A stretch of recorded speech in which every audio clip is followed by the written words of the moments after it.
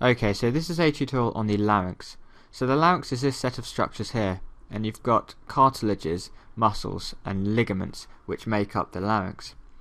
So below the larynx it's continuous with the trachea, and above the larynx you've got the pharynx.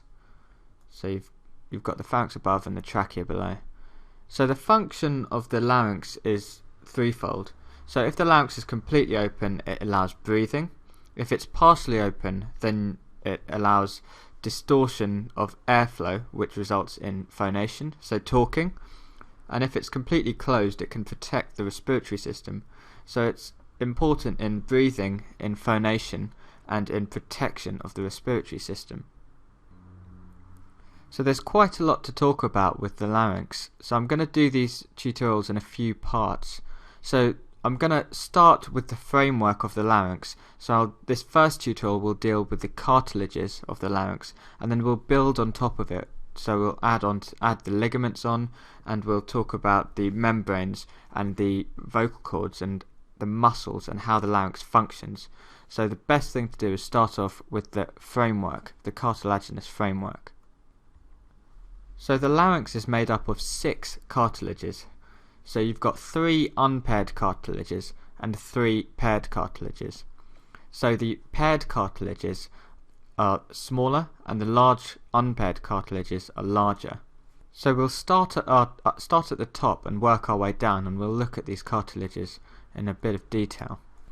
So before I talk about the cartilages, it's probably worth mentioning the relationship of the larynx to the hyoid bone. So if I just bring in the bones, you can see the hyoid bone here, and I've done a tutorial on this bone itself, but you can see this membrane from which the thyroid cartilage is suspended. So this is called the thyrohyoid membrane. And if I just bring in the muscle layer, there's a muscle which is quite important as well, because this connects from the hyoid bone to the thyroid as well. So this is the thyrohyoid muscle. So that's worth remembering because the larynx is suspended from this muscle and this membrane. So if I just get rid of the thyrohyoid membrane, we can take a look at the first cartilage. So you can see this cartilage here. This is called the epiglottis.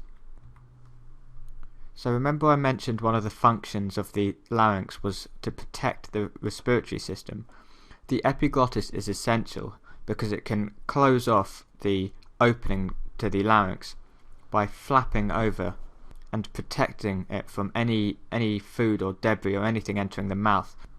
So I've just removed the thyroid cartilage, and you can see the epiglottis here anteriorly. And if I just remove the mucosa of the larynx and pharynx, you can see that the esophagus is posteriorly and the trachea is anteriorly. So the epiglottis can be pulled downwards in front of the opening to the larynx, and this prevents any food, so the food will be coming in through the mouth and entering into the oropharynx, and then it comes down into the laryngopharynx, but you want it to go posteriorly into the esophagus, not into the respiratory system. So the epiglottis can flap backwards over the larynx and protect the airways below. So if we just isolate the epiglottis and the thyroid cartilage, we can have a look at the relationship of these two structures.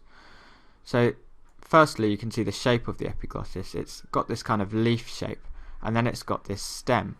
So you've got this stem and leaf shape for the epiglottis, and the stem of the epiglottis is connected to the posterior surface of the thyroid by a little ligament called the thyroepiglottic ligament, because it connects from the thyroid to the epiglottis.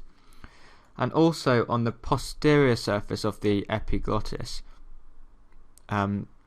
which isn't very clear on this model, but you've got a little tubercle which sits in the inferior half of the posterior surface of the epiglottis. So I've just brought the other structures back in, and you can see the ligament attaching the epiglottis to the thyroid cartilage. So next we'll just talk about the thyroid cartilage. So this is the largest cartilage.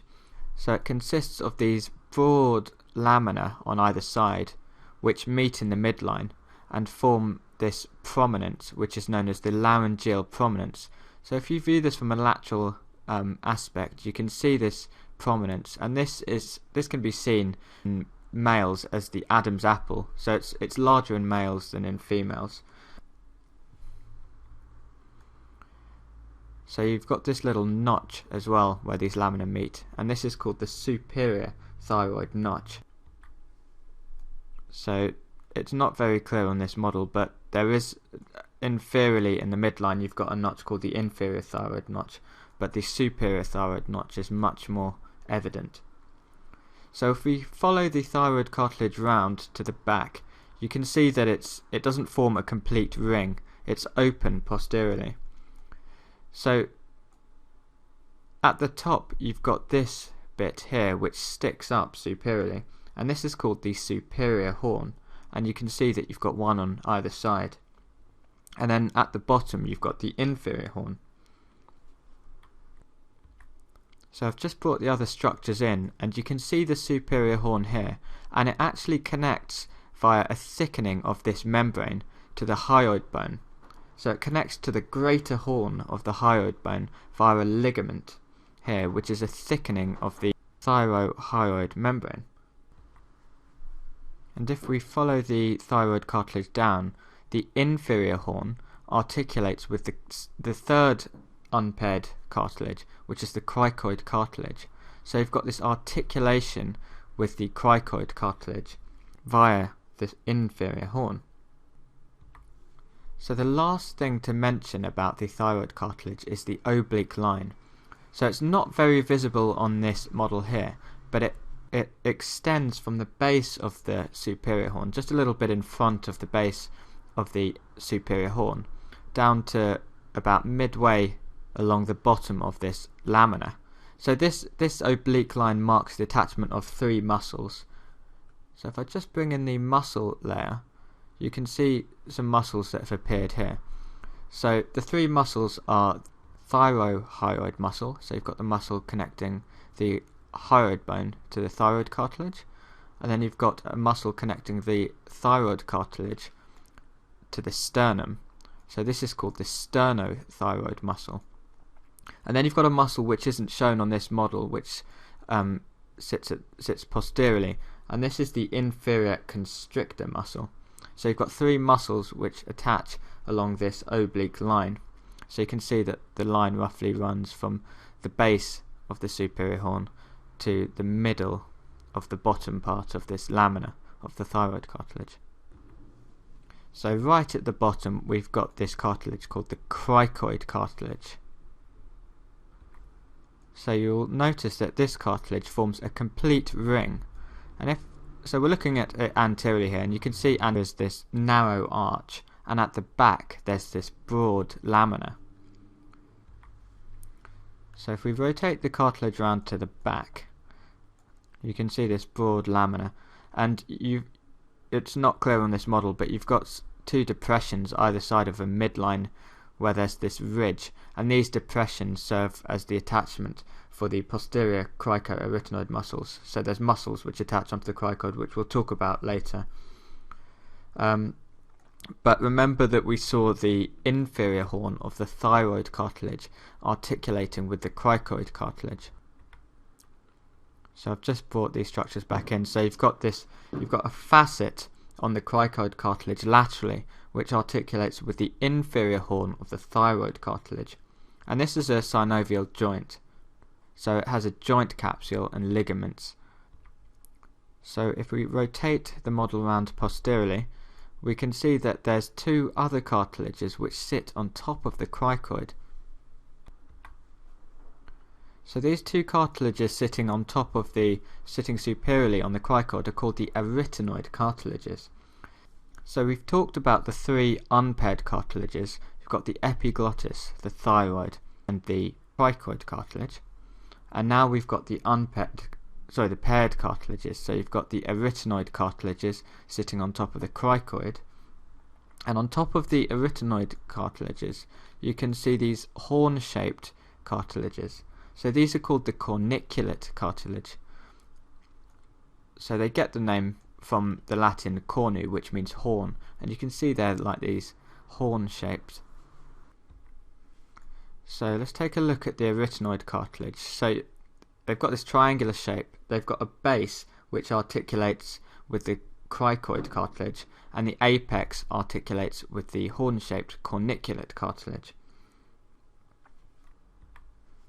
So you can see that the medial surfaces of the arytenoid cartilage face each other, and then you've got this anterolateral surface which has two depressions where muscles can attach and ligaments can attach, and you can see this obvious process pointing out here. So this is called the vocal process, which serves as the point of attachment for the vocal ligament, which is shown on this model here. And then you've got this process sticking out posteriorly. So this kind of sticks out posteriorly and laterally. So I'll just rotate it around to the back, and you can see this process, which is called the muscular process. And this serves as the attachment for the posterior and lateral cricoarytenoid muscles. So the arytenoid cartilages are quite interesting, but we'll come on and talk about the intricacies and muscle attachments of the arytenoid cartilages in another tutorial. But for this part, just learn about the vocal process, the muscular process, the base which articulates with the cricoid cartilage, the apex which articulates with the corniculate cartilage, and it's got this anterolateral surface which has two depressions where muscles attach and ligaments attach. So you've got the vocalis muscle and vestibular ligament which attach on this anterolateral surface here. So the final pair of cartilages which I haven't mentioned yet is the cuneiform cartilages, and they're not shown on this model because they're actually suspended in the quadrangular membrane. So then they can't be visualized in this model, but they sit a little bit anteriorly to the corniculate cartilages, but they're suspended in a membrane, and I'll show you them in the next tutorial.